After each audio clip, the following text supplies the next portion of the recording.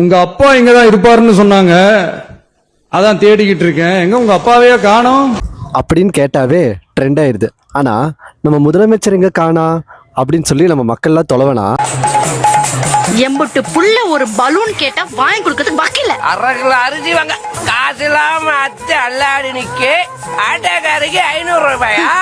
ஒரு சில வாரியர்ஸ்க்குலாம் சொல்றது என்னன்னா, உங்களால இதை கேள்வி கேட்க முடியலனாலும் பரவாயில்ல, ஆனா தயவு செய்து இது நார்மலைஸ் மட்டும் பண்ணாதீங்க. ஆல்ரெடி சில பேர் வந்து த்ரிஷா போட்டோ வைக்கலன்னு சொல்லி போராடலாம் ஆரம்பிச்சிட்டாங்க. இங்க கரண்ட் ஏண்டா போச்சுன்னு கேட்டா எதிர்கட்சிக்காரங்க ஃபியூஸை பிடுங்கிட்டாங்கிறாங்க. ஆனா விவசாயிகள் ஏண்டா போராடுறாங்க அப்படின்னு கேட்டா அது எதிர்கட்சியோட தூண்டுதல் தான் அப்படின்னு சொல்றாங்க.